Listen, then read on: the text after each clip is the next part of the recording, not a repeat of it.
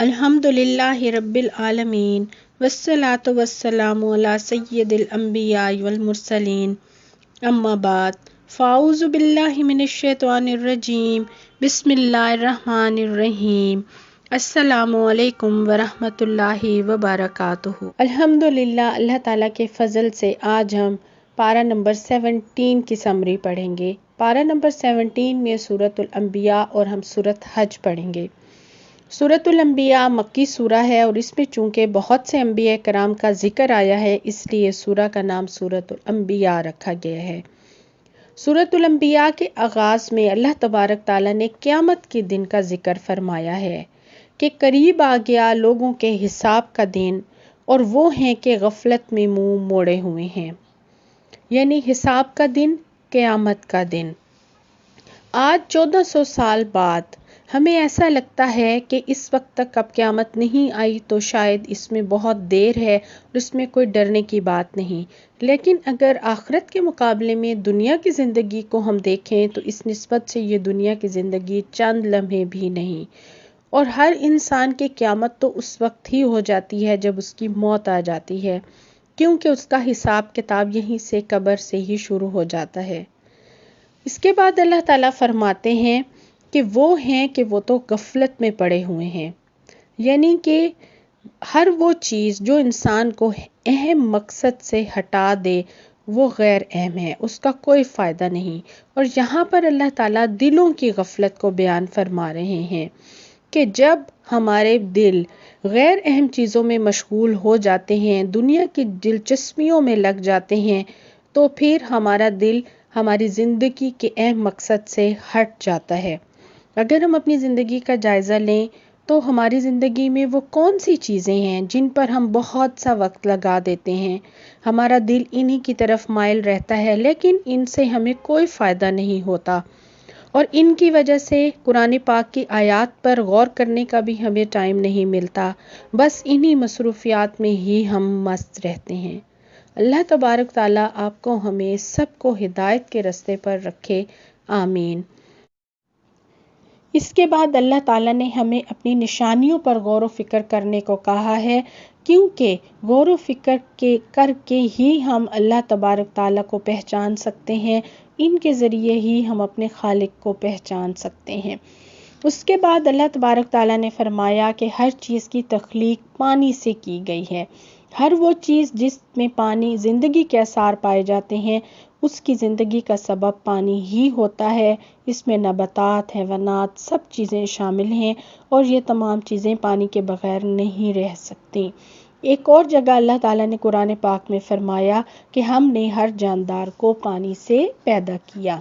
اس کے بعد پھر اللہ تعالیٰ نے ہر زندہ چیز کی موت کی بات کی ہے کہ بے شک ہر زندہ چیز کو موت کا مزہ چکھنا ہے، یعنی اس دنیا میں ہمیں جو زندگی ملی ہے اس کا انجام ہمیں بتا دیا ہے کہ اس کا انجام بہرحال موت ہی ہے۔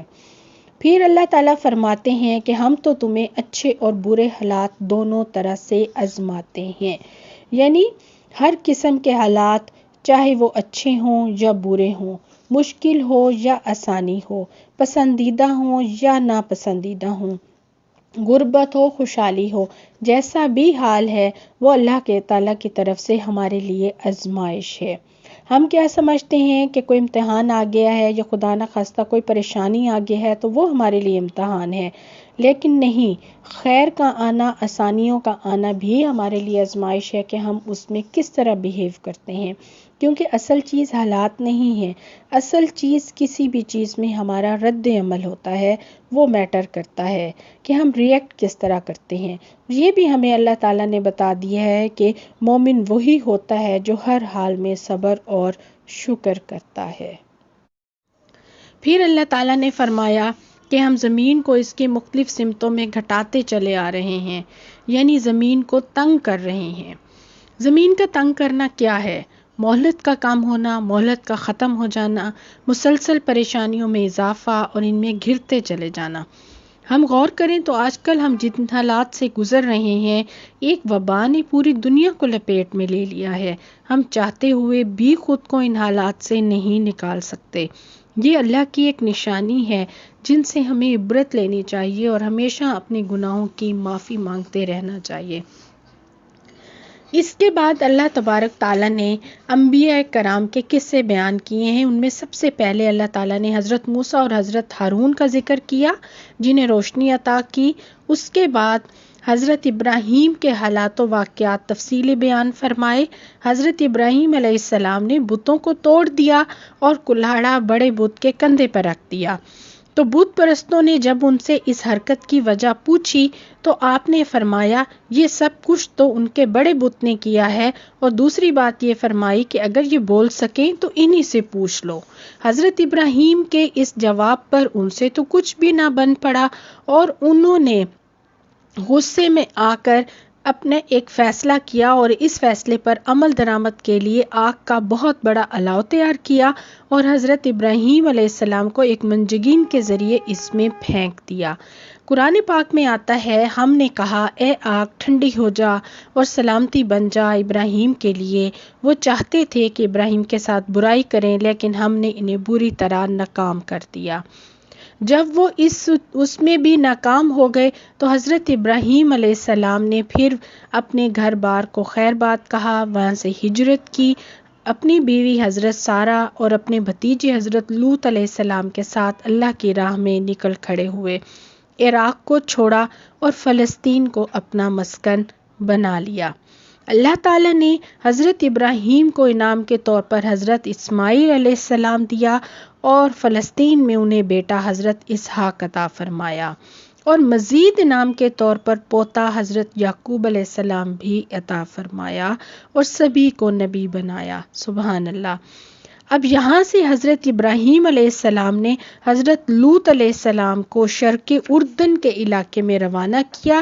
وہاں پہ وہ ایک بد فطرت قوم کے درمیان گئے اور وہاں پر فریضہ دعوت ادا کرتے رہے، اور اس کے بعد پھر قوم کو تباہ کر دیا گیا اور حضرت لوط علیہ السلام اور اہل ایمان کو اللہ تعالیٰ نے بچا لیا۔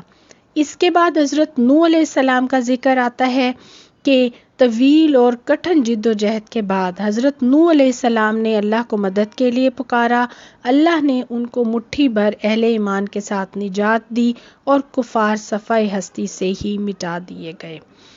پھر اللہ تعالیٰ نے حضرت داؤد علیہ السلام، حضرت سلیمان علیہ السلام اور ان کی شان و شوکت، ان کی حکومت، نبوت، انعامات، ان سب کا ذکر فرمایا ہے۔ ایسا ذکر فرمایا ہے کہ اللہ کے پسندیدہ بندوں کی تصویر سامنے آ جاتی ہے۔ حضرت داؤد علیہ السلام کو زرع بنانے کی مہارت اور صلاحیت اور قوت و طاقت سے نوازا گیا۔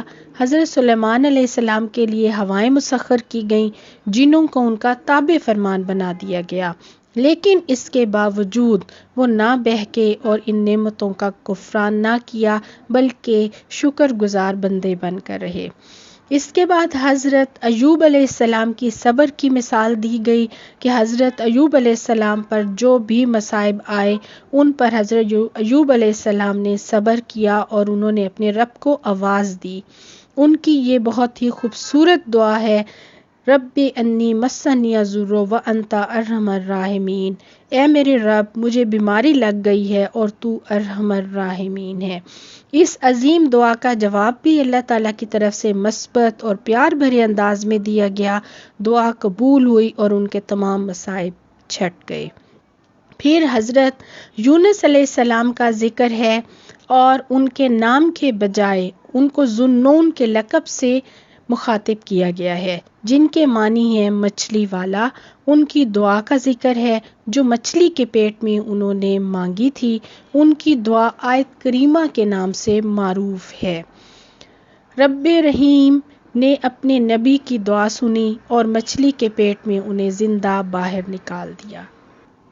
اور یہاں پر حضرت اسماعیل علیہ السلام، حضرت ادریس اور ذوالکفل کا ذکر ہے۔ یہ سبھی صابر و شاکر لوگ تھے جنہیں اللہ کی رحمت نے ڈھانپ لیا۔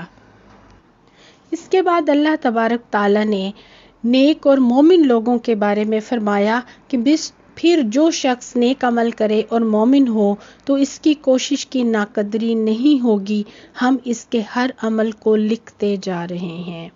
بہت ہی خوبصورت اللہ تعالیٰ نے یہاں پہ بات کی ہے کہ اللہ تعالیٰ کبھی بھی کسی کی نیکی کی ناقدری نہیں کرے گا، چاہے وہ کوئی چھوٹی سی ہی نیکی ہو، اللہ تعالیٰ اسے بالکل ضائع نہیں کرے گا۔ اللہ تعالیٰ نے تو یہاں تک فرمایا ہے کہ اگر کانٹا بھی چبھے تو اس کا بھی ثواب لکھا جائے گا۔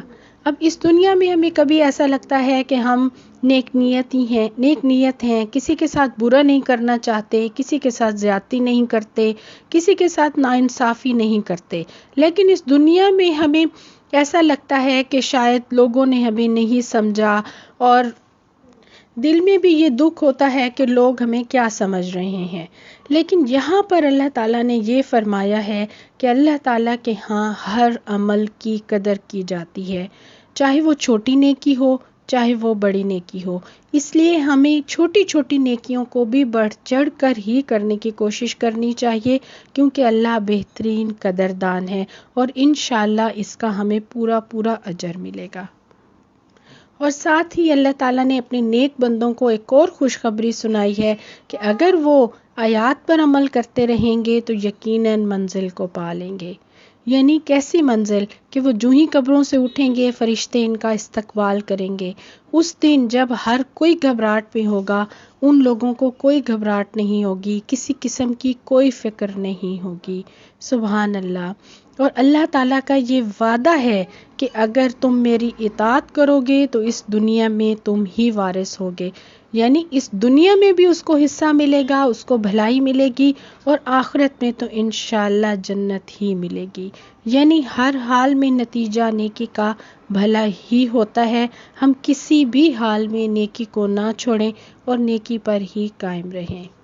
اس کے بعد اس سورہ کے آخر میں اللہ تبارک تعالیٰ نے خاتم الانبیاء رحمت للعالمین حضرت محمد صلی اللہ علیہ وآلہ وسلم کا ذکر فرمایا ہے کہ نبی کریم صلی اللہ علیہ وآلہ وسلم کی بعثت ہمارے لیے بہت بڑی رحمت ہے۔ اللہ تعالیٰ کا ہم پر بہت بڑا انعام ہے کہ آپ کی ذات و برکات اور آپ کا اس دنیا میں آنا پورے نوع انسانیت کے لیے رحمت ہی رحمت ہے۔ آپ صلی اللہ علیہ وآلہ وسلم نے ہمیں ہر طرح کی تعلیم دی، ہر چیز سکھا دی۔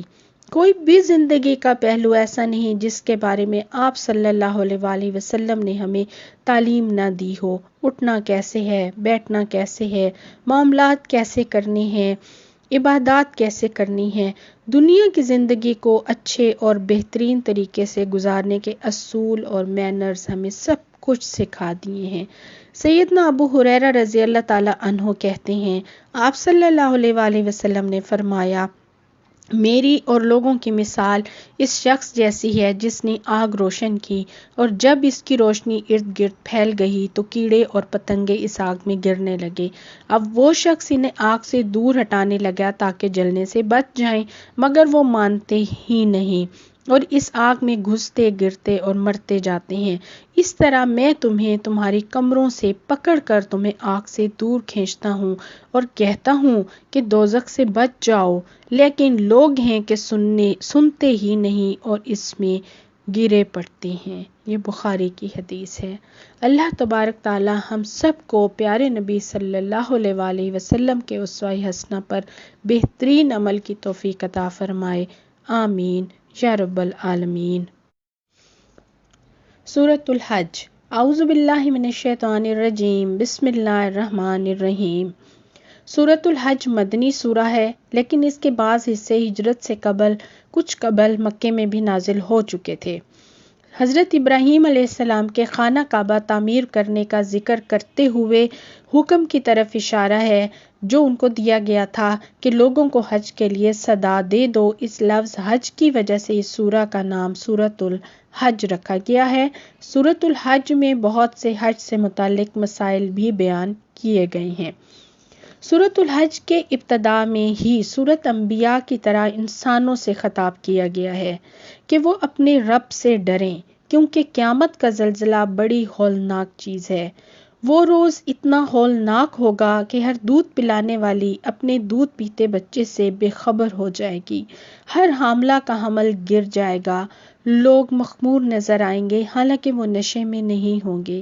دراصل اللہ کا عذاب ہی ایسا سخت ہوگا کہ ان پر یہ کیفیت طاری ہو جائے گی۔ استغفر اللہ۔ قیامت کے واقعہ ہونے پر اس دہشت ناک اور ہولناکی کے منظر کو قرآن پاک میں اور بھی بہت سے مقامات پر بیان فرمایا گیا ہے۔ ایک جگہ آتا ہے، اس وقت زمین کو ریزہ ریزہ اور پاش پاش کر دیا جائے گا۔ زمین اپنے خزانے جیسے تیل، گیسیں اور معدنیات وغیرہ اپنے اندر سے نکال کر پھینک دے گی اور خالی ہو جائے گی۔ ایک اور جگہ آتا ہے، پہاڑ دھنکی ہوئی روح کی طرح اڑتے پھریں گے اور لوگ یوں بدحواس ایک دوسرے پر پڑتے ہوں گے جیسے روشنی کے گرد پتنگے گرتے پڑتے ہیں۔ اور ان سب ہولناکیوں کا جو یہاں پر ذکر کیا گیا ہے، اس کا اصل مقصد یہ ہے کہ لوگوں کو اللہ کے عذاب سے ڈرا کر ان باتوں سے پرہیز کی تلقین کی جائے جو اللہ کے غضب کا موجب بنتی ہیں۔ اللہ تبارک تعالی ہم سب کو ان کاموں سے محفوظ رکھے، ان کاموں سے بچنے کی توفیق عطا فرمائے جو کہ اللہ کی ناراضگی کا سبب بنتی ہیں، آمین۔ اس کے بعد اللہ تبارک تعالیٰ نے انسان کی تخلیق کے مرحلے بیان فرمائے ہیں، اور جس کو بعد میں سائنس نے ثابت بھی کیا کہ کیسے اللہ تعالیٰ ایک بوند سے انسان بنا کر کھڑا کر دیتے ہیں۔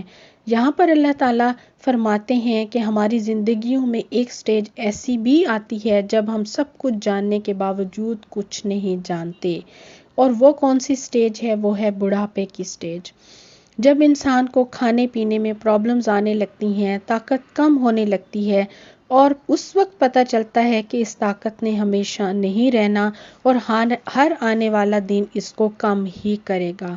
تو اللہ تعالیٰ فرماتے ہیں کہ اللہ تعالیٰ انسان کو دکھاتا ہے کہ جوانی کی طاقت کے بعد ایسا وقت بھی آتا ہے جب صرف ڈکلائن ہی ہوتا ہے اور ساری طاقت ختم ہو جاتی ہے۔ اس کے بعد اللہ تعالیٰ نے ایسے لوگوں کے متعلق فرمایا کہ جو کنارے پر کھڑا ہو کر اللہ کی عبادت کرتا ہے، اگر اسے کچھ فائدہ ہو تو اسلام سے مطمئن ہو جاتا ہے، اور اگر کوئی مصیبت پڑ جائے تو الٹا پھر جاتا ہے۔ کنارے کا کیا مطلب ہے؟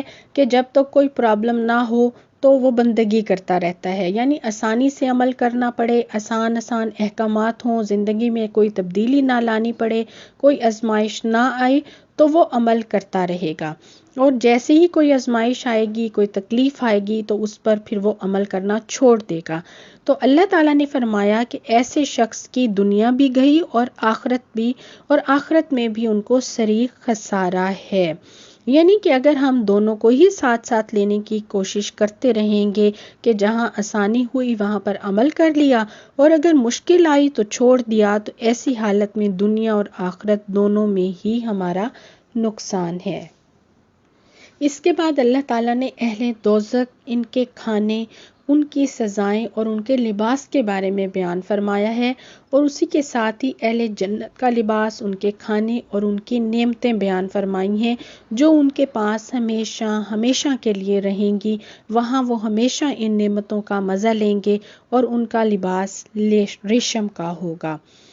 پھر اس کے بعد حضرت ابراہیم علیہ السلام کو بیت اللہ کے لیے جو ہدایات کی گئیں وہ بیان ہوئی ہیں کہ اللہ کے سوا کسی کو شریک نہ کرو، بیت اللہ کو، میرے گھر کو طواف کرنے والوں، قیام کرنے والوں اور رکوع اور سجود کرنے والوں کے لیے صاف ستھرا رکھو۔ اس کے بعد حج کے بارے میں احکامات بتائے گئے ہیں، اور یہ حج کے 10 دن دنیا کے سب سے بہترین دن ہوتے ہیں۔ ان دنوں میں کیا ہوا نیک عمل اللہ کو سب سے زیادہ پسند ہے، اور ان 10 دنوں میں کثرت سے اللہ کا ذکر کرنے کا ہمیں حکم دیا گیا ہے۔ پھر شاعر اللہ کی حرمت بیان فرمائی کہ جس شخص کے دل میں اللہ کا تقویٰ اور اللہ کی محبت ہوگی وہ ان چیزوں کا ادب ضرور کرے گا جو اللہ کے نام سے منسوب ہیں، اور ان چیزوں کی بے ادبی وہی کر سکتا ہے جن کے دل میں اللہ کا خوف بھی نہیں ہوگا اور اللہ کی محبت بھی نہیں ہوگی۔ ان کا ذکر ہم سورۃ مائدہ میں بھی پڑھ چکے ہیں۔ شاعر اللہ میں کون سی چیزیں آتی ہیں؟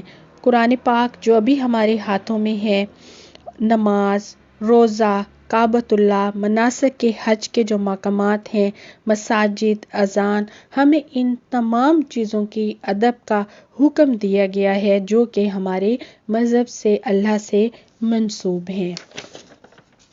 اس کے بعد اللہ تبارک تعالیٰ نے بشارت دی ہے، ان لوگوں کے لیے خوشخبری سنائی ہے جو کہ عاجزانہ روش اختیار کرتے ہیں۔ مخبتین بیان آیا ہے یہاں پہ۔ مخبتین کا کیا مطلب ہے؟ مخبتین کا مطلب ہوتا ہے جو اللہ کی خاطر جھک جاتے ہیں، جو اللہ کے آگے خود کو حوالے کر دیتے ہیں، جو اللہ کی خاطر عاجزی اختیار کرتے ہیں۔ اور اس کے بعد اللہ تعالیٰ نے ان کی خصوصیات بیان کی ہیں کہ جب بھی ان کے سامنے قرآن پڑھا جائے، اللہ کا ذکر کیا جائے تو ان کے دل کانپ اٹھتے ہیں، یعنی وہ بے حس، غافل یا لاپرواہ نہیں ہوتے، اللہ کی طرف جھکنے والے ہوتے ہیں۔ سورہ حج میں جہاد کی اجازت کی پہلی آیت نازل ہوئی۔ اللہ تعالیٰ فرماتے ہیں کہ انہیں اب لڑائی جہاد کی اجازت دی جاتی ہے کیونکہ وہ مظلوم ہیں اور اللہ یقیناً ان کی مدد پر قادر ہے۔ مکہ میں رہتے ہوئے مسلمانوں کو جنگ کی اجازت نہیں تھی۔ جب مسلمانوں نے مدینہ ہجرت کی اور ایک چھوٹی سی اسلامی مملکت کی بنیاد پڑ گئی تو ظلم کا خاتمہ کرنے کے لیے مسلمانوں کو ہتھیار اٹھانے کی اور جہاد کرنے کی اجازت مل گئی۔ یہی وہ پہلی آیت ہے جس میں مسلمانوں کو مدافعانہ جنگ کی اجازت دی گئی۔ اس کے بعد اللہ تبارک تعالیٰ نے ایسے لوگوں کے متعلق فرمایا جو کہ اس کی دین کی مدد کرتے ہیں۔ اور اللہ کی دین کی مدد کرنے والے کون لوگ ہیں؟ یہاں پر اللہ تعالیٰ فرماتے ہیں کہ جو اقتدار ملنے پر نماز قائم کریں، زکوٰۃ ادا کرنے والے ہوں، بھلے کاموں کے لیے مددگار یعنی ان کا حکم دینے والے اور برائی سے روکنے والے ہوں۔ یعنی اس معاشرے میں ان کو کہیں بھی کسی بھی لیول پر اقتدار ملے، چاہے ان کی حکومت گھروں کی حد تک ہو یا حکومت کے بڑے سسٹم کی حد تک ان کا اقتدار ہو، وہ ہر لیول پر معاشرے کو نیکی پر گامزن کرنے والے لوگ ہوتے ہیں اور ایسے لوگوں کی اللہ تعالیٰ مدد ضرور کرتا ہے۔ اس کے بعد اللہ تعالیٰ نے ایسے لوگوں کے متعلق فرمایا جن کی آنکھیں اندھی نہیں ہوتی بلکہ دل اندھے ہوتے ہیں، کیونکہ سب کچھ دیکھتے ہوئے بھی وہ سوچتے سمجھتے نہیں ہیں، غور و فکر نہیں کرتے، ہدایت نہیں لیتے، سمجھتے نہیں۔ اللہ تعالیٰ فرماتے ہیں کہ یہ بستیاں جو ان کی نافرمانی کی وجہ سے تباہ ہو چکی ہیں، کیا ان کے انجام سے ان کو عبرت نہیں ملتی اور یہ نہیں سوچتے کہ ان کا ایسا انجام کیوں ہوا ہے؟ دیکھتے ہوئے بھی سمجھ بوجھ سے کام یہ کیوں نہیں لیتے؟ کیونکہ ایسے لوگوں کے دل اندھے ہو چکے ہیں اور وہ تو غور و فکر ہی نہیں کرتے۔ اس کے بعد اللہ تعالیٰ نے انسان پر کیے گئے 4 بڑے احسانات کا ذکر کیا ہے کہ جن کے بغیر انسان کا اس دنیا میں زندہ رہنا اور باقی رہنا مشکل تھا۔ ان میں سب سے پہلا اور بڑا احسان یہ ہے کہ زمین سبزہ اگاتی ہے اور اسی سبزے پر انسان یا دوسرے جانوروں کا بھی زندگی کا انحصار ہے۔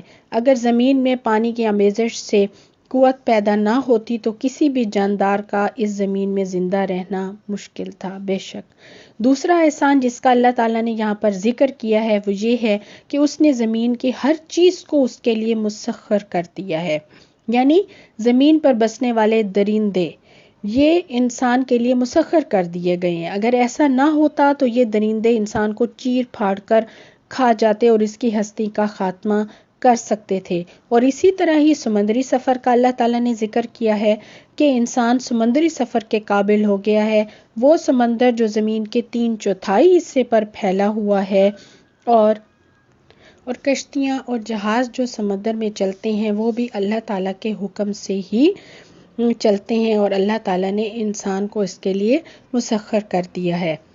تیسرا احسان کیا ہے اللہ تعالیٰ کا کہ فضا میں مصروف سیارے جو اپنے اپنے مدار پر چل رہے ہیں وہ بھی اللہ تعالیٰ کے طبعی قوانین کے اس قدر پابند اور ان میں اس قدر جکڑے ہوئے ہیں کہ اگر ان میں سے کوئی بھی زمین پر گر کر جاتا تو زمین کو پاش پاش کر دیتا اور انسان کو صفحہ ہستی سے ہی مٹا دیتا۔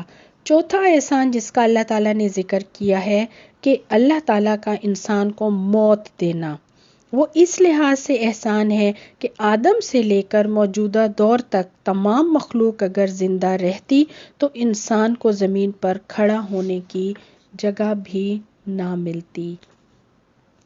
بے شک اس کے بعد اس سورہ کے آخر میں اللہ تبارک تعالیٰ نے ایمان لانے والوں سے مطالبہ کیا ہے کہ یہ کام کر لو تو کامیاب ہو جاؤ گے، رکوع کرو، سجدہ کرو، اپنے پروردگار کی عبادت کرو، نیک کام کرو تاکہ کامیاب ہو سکو، اور اللہ کے راستے میں جہاد کرو جیسا جہاد کرنے کا حق ہے، یعنی ہر طرح سے اللہ کے دین کے لیے کوشش کرو، جان سے، مال سے۔ اور جہاد میں سب سے پہلا درجہ تو یہ ہے کہ ہم اپنے نفس کے ذریعے جہاد کریں، اسے مکمل طور پر اللہ کی مرضی کے تابع بنانے کی کوشش میں لگ جائیں، پھر جہاں موقع اور ضرورت ہو زبان سے لوگوں کو اس دین کی طرف دعوت دیں، جہاں ضرورت ہو قلم سے جہاد کریں، اور جہاں بھی ضرورت ہو مال خرچ کرنے سے پیچھے نہ ہٹیں، جتنا بھی کر سکتے ہیں وہاں پر ضرور خرچ کریں۔ اس کے بعد اللہ تعالیٰ نے فرمایا کہ اللہ تعالیٰ نے تمہیں اپنے دین کے لیے چن لیا ہے اور تمہارے لیے دین میں کوئی تنگی نہیں رکھی، یعنی دین کے احکامات میں، تعلیمات میں ہمارے لیے مصیبت نہیں بلکہ رحمت ہی رحمت ہے، ان پر عمل کر کے ہمیں خیر ہی ملے گا، شر نہیں۔ اور ہم نے قرآن پاک میں بھی بہت دفعہ پڑھا کہ اللہ تعالیٰ جسے چاہتا ہے ہدایت دیتا ہے، تو اس موقع پر ہمیں اللہ تعالیٰ کا شکر گزار ہونا چاہیے کہ اللہ تعالیٰ نے ہمیں توفیق دی ہے کہ آج ہم قرآن پاک کھول کر اسے سیکھ رہے ہیں، اسے پڑھنے کی، اسے سیکھنے کی توفیق اور ہدایت بھی اللہ تعالیٰ کی ہی طرف سے ایک انعام ہے۔ اتنے گناہوں کے باوجود ہمیں اللہ تعالیٰ کا شکر ادا کرنا چاہیے کہ یہ موقع ہمیں ملا ہے کہ ہم قرآن پاک کو اٹھا کر اسے سمجھنے کی کوشش میں لگے ہوئے ہیں۔ اللہ تعالیٰ ہمیں ان سب نعمتوں کا قدردان بنائے، آمین۔ الحمدللہ اللہ تعالیٰ نے ہمیں چنا ہے، اللہ تعالیٰ نے ہمیں مسلمان بنایا ہے، اب ہمیں ان سب احکامات کی بھی اللہ تعالیٰ عمل کی توفیق عطا فرما دے اور عمل میں بھی آسانی فرما دے، آمین۔